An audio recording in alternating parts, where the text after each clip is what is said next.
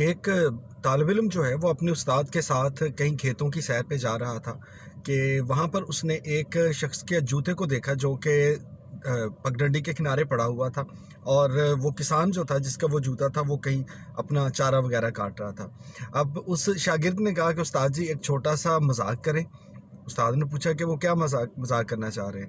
تو شاگرد نے کہا کہ مذاق یہ کرنا چاہ رہے ہیں کہ ہم اس شخص کا جوتا چھپا دیتے ہیں اور پاس کہیں خود بھی چھپ کے بیٹھ جاتے ہیں۔ جب یہ شخص تھوڑی دیر کے بعد چارہ کاٹ کے واپس آئے گا، اپنا جوتا ڈھونڈنے کی کوشش کرے گا، اس کو جوتا نہیں ملے گا۔ تو استاد نے کہا کہ پھر اس سے کیا ہوگا؟ اس نے کہا اس سے ہمیں مزہ آئے گا، ہم اس ساری صورتحال کو انجوائے کریں گے۔ استاد نے کہا اچھا رکو، اگر تم یہ چاہتے ہو کہ تم خوشی حاصل کرنا چاہتے ہو تو ایک اور کام کرتے ہیں، ہم اس کے جوتے میں 100 کا ایک نوٹ چھپا دیتے ہیں اور اس کے بعد کہیں چھپ کے بیٹھ جاتے ہیں اور دیکھتے ہیں کہ جب یہ شخص آئے گا اس کو وہ نوٹ ملے گا تو یہ کیا محسوس کرتا ہے۔ خیر، انہوں نے اس جوتے میں 100 روپے کا ایک نوٹ رکھا اور پاس ہی کہیں چھپ کر بیٹھ گئے۔ کچھ دیر انتظار کے بعد وہ کسان چارہ کاٹ کے واپس آیا۔ اس نے جب جوتا پہننے لگا تو اس کو پاؤں میں کچھ کاغذ محسوس ہوا۔ اس نے جوتے کو اٹھا کے دیکھا تو اس میں 100 کا نوٹ تھا۔ اب ارد گرد دور دراز تک کوئی بندہ نہیں تھا اس کے خیال میں، تو یہ اس کے لیے ایک قدرت کا تحفہ تھا۔ تو وہ شخص بڑا خوش ہوا اور اس نے اونچی آواز میں ایک دعا دی کہ اے اللہ تعالیٰ، تو نے جس طرح سے میری مدد کی ہے، غیبی مدد ہے میرے لیے، اور مجھے یہ 100 روپیہ مل گیا ہے، تو میں تیرا بہت شکر گزار ہوں۔ اور خوشی کے عالم میں وہ وہاں سے چل نکلا۔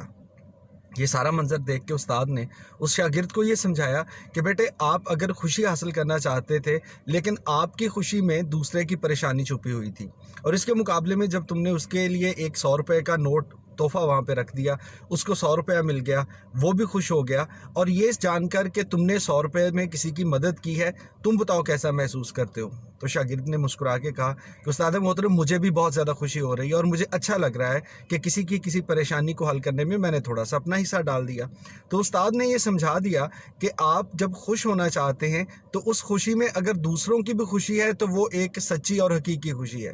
بچپن سے آج تک کتنی بار قصوں میں، کہانیوں میں ہم یہ جملہ استعمال کرتے ہیں، حقیقی خوشی، سچی خوشی، لیکن اکثر اوقات ایسے ہوتا ہے کہ جب ہم اپنی خوشی ڈھونڈ رہے ہوتے ہیں تو اس میں کسی کی پریشانی ہوتی ہے، اور سچ مانیے حقیقی خوشی وہی ہے جس میں کسی کی پریشانی نہ ہو، بلکہ آپ کی خوشی اور سب کی خوشی ایک جیسی ہوتی ہے۔